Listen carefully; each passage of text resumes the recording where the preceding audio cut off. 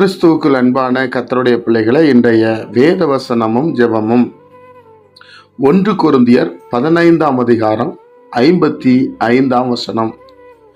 மரணமே உன் கூர் எங்கே?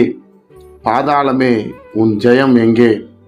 என் அன்பு கர்த்தருடைய பிள்ளைகளே, அப்போஸ்தலனாகிய பவுல் பரிசுத்த ஆவியானவர் மூலமாய் இங்கே சொல்வதை பார்க்க முடிகிறது.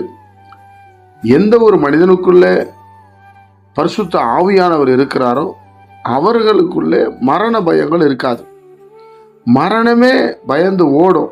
ஏன் அப்படின்னு சொன்னா, தேவனுடைய பிள்ளைகளே, நாம் வழிபடுகிற ஆண்டவராகிய இயேசு கிறிஸ்துவை கண்டு மரணம் பயந்தது. அவர் ஒருவர் தான்.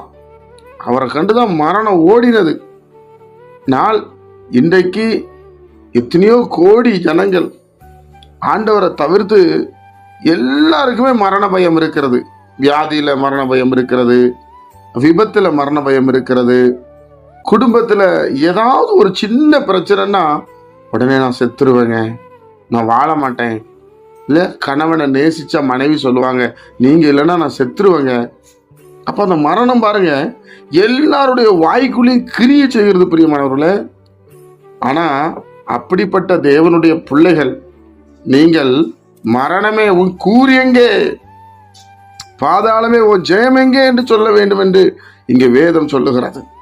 எவ்வளவு என்ன பிரச்சனை வரட்டுங்க, எவ்வளவு போராட்டம் வரட்டுங்க, நம்ம வேதத்தை வாசிக்கிற நாம ஏங்க மரணத்தை விரும்பணும்? அது வரும்போது வந்துட்டு போட்டோம். அப்படித்தான் அவர் அங்கே எழுதுவதை நாம் பார்க்க முடிகிறது. என்ன சொல்லுகிறார் என்று சொன்னால், நமக்கு ஜெயம் கொடுக்கிற தேவனுக்கு ஸ்தோத்திரம்.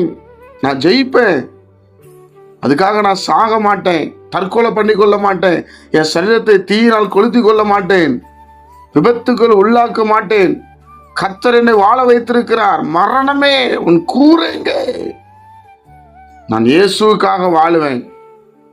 அப்படி ஒருவேளை என் வாழ்க்கையில மரணம் வருகிறது என்று சொன்னால், அது இயேசுவின் நாமத்தை மகிமைப்படுத்தும்படி வரும். அப்படி ஒரு எண்ணம் நமக்கு வருதா? என்னுடைய பிள்ளைகளே, சின்ன சின்ன பிரச்சனைகளுக்கு, சின்ன சின்ன போராட்டங்களுக்கு நான் மரித்து போவேன் என்று சொன்னால், சாத்தான் உங்களுக்குள்ளே கிரியை செய்வான். உங்கள் சரீரம் முழுவதும் கேட்கிற திறன் இருக்கிறது. உங்க சிந்தை யோசிக்கிறது, கால்கள் செய்கிறது. நல்லா யோசிங்க, கைகள் செய்கிறது. நீங்களும் நானும் தவறாய் யோசித்தால் நம் உள்ளம் தவறாய் தான் சொல்லிக் கொடுக்கும். நீங்கள் நல்லதை யோசித்து விசுவாசமா பேசினா விசுவாசம் வரும்.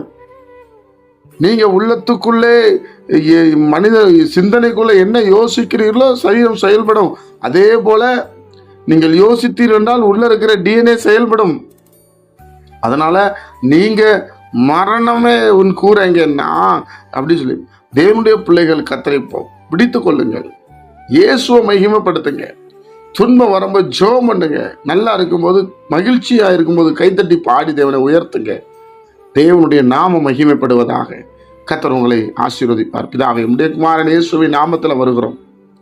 நாங்களும் மரண பயம் இல்லாமல் வாழ எங்களுக்கு உதவி செய்யுங்க. நீர் எப்படி ஜெயித்தீரோ அப்படியே நாங்கள் ஜெயிக்க உதவி செய்யும்.